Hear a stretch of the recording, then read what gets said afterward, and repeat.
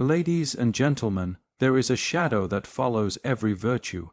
It creeps silently behind acts of kindness, trails closely behind every decision made in the name of truth, and waits patiently in the corners of our good intentions. We speak often of goodness as though it were pure light, as though to be good were to be invincible, angelic, untouched by the darkness of the world. But today we must confront a deeper reality. Goodness, real goodness, has a cost shocking, often invisible, and always profound. It is not the mask we wear for praise, it is not politeness, not the performance of decency. It is a radical confrontation with the self, with suffering, and with the world. Certainly, here's an expansion of key point 1 into approximately 600 words written in the same inspired tone. As requested, it flows continuously without headings or ending punctuation. To speak of goodness as a mere behavioral trait is to misunderstand its nature entirely, because true goodness is not behavior. It is transformation, and transformation is violent to the structures of the self that resist it. The person who seeks to be good must begin not with society, not with religion, not even with ideals, but with the confrontation of the self, for the self is a battlefield, and within it, the most ancient forces of light and shadow are locked in eternal conflict. Most people flee from this inner war, build identities that flatter the surface, they surround themselves with moral certainty and external approval. But inside their hearts, the truth festers untamed. They imagine that to be good is to be compliant, to follow rules, to never raise the voice or break the line. But goodness is not submission. It is awakening, and awakening is never painless. There is a terrible moment known to every soul brave enough to see themselves fully, a moment when the mask slips, when the persona cracks, when one glimpses with terrifying clarity the truth of their own capacity for cruelty, manipulation, envy, hatred, control. These are not foreign evils, they are not external devils.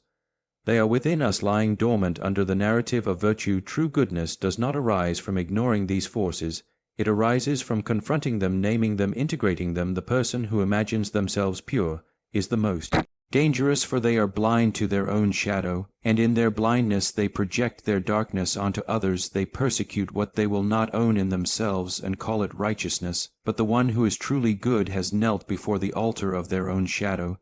They have faced it and wept and trembled, but they have not run. This confrontation is not metaphorical, it is psychological and existential. It means recognizing the subtle joy one might feel in others' failure, the manipulations disguised as kindness, the quiet superiority disguised as humility. It means discovering that what one hates most in others is often what lives unacknowledged within oneself. The ego resists this violently, for to admit the shadow is to dismantle the illusion of identity.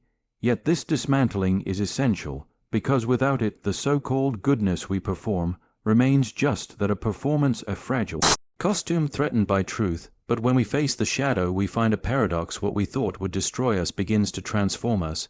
We stop striving to be good and begin becoming whole, and wholeness includes the shadow not as enemy, but as energy. The aggression, when integrated, becomes courage. The envy becomes inspiration. The hatred becomes boundaries. The very forces that once threatened our morality become the roots of our maturity. Yet this process comes at a cost. The individual must die to their illusions. They must accept that their story of themselves is incomplete, flawed, perhaps even faulty.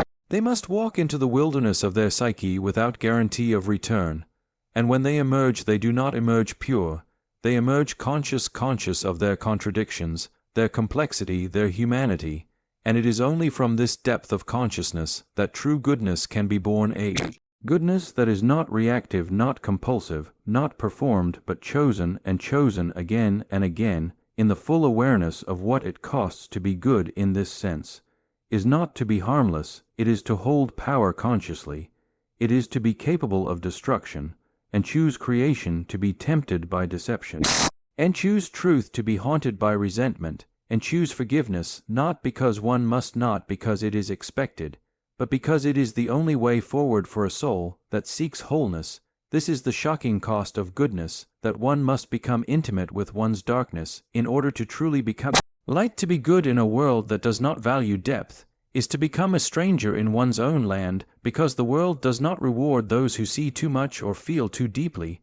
It rewards those who conform, those who adapt without question, those who maintain the illusion that everything is as it should be. And so, when one chooses the path of true goodness, not the shallow kind that parrots societal norms, but the kind that disrupts, comforts, and exposes lies, they begin a slow exile, not from place, but from belonging. What is good in the eyes of the soul is often dangerous in the eyes of society, because society prefers what is familiar over what is true, and the truly good person does not serve familiarity, they serve reality, even when it is harsh, even when it breaks the very framework that holds collective identity together. When someone tells the truth, not just the convenient truth, but the unsettling one, the kind that threatens power and security, they are not thanked, they are punished. History repeats this truth endlessly. The one who dares to speak the truth of the unconscious, of the hidden violence, of the unspoken corruption, is mocked, ridiculed, isolated, labeled as dangerous or insane.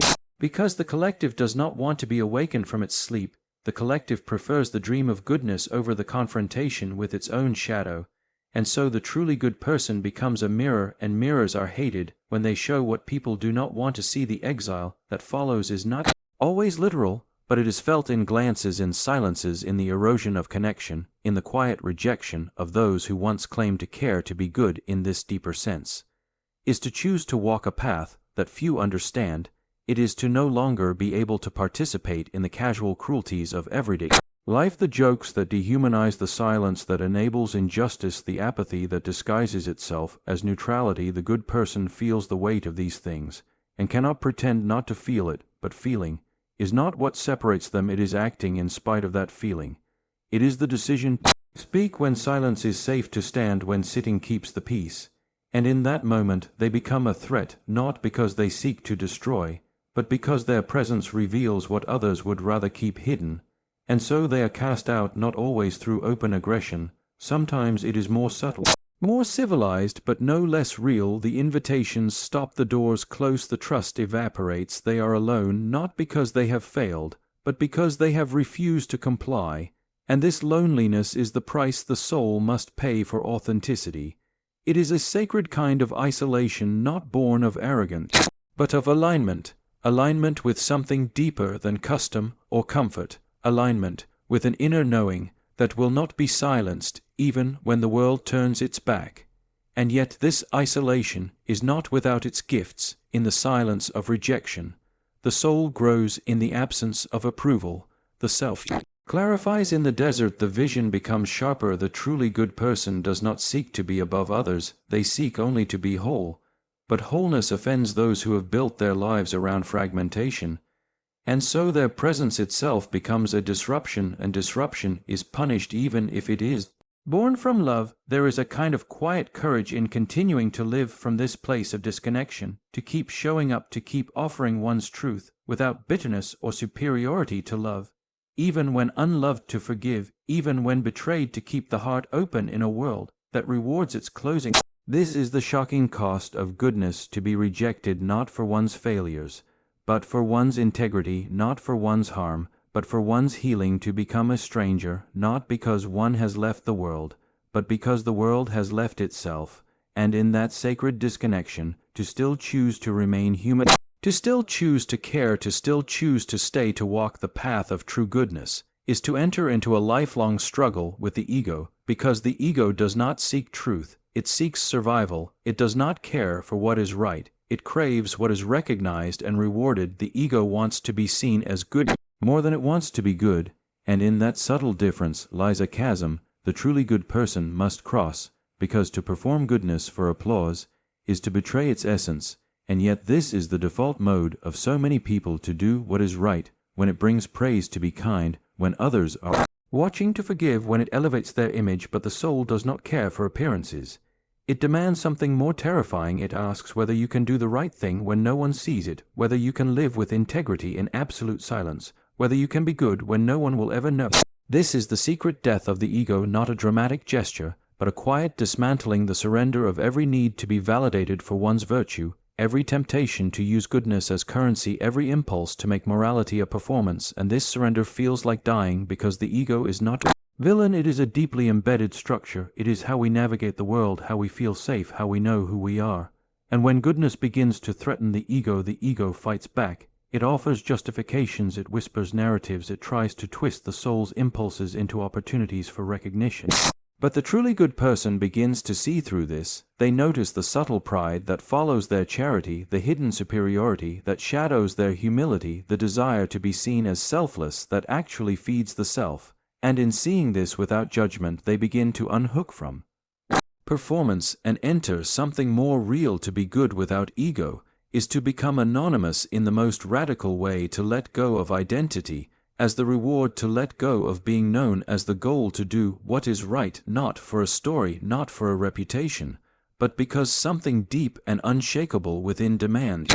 This is where goodness becomes sacred, when it is stripped of all reward, when it is done in secret, when it is no longer a transaction, but a sacrifice.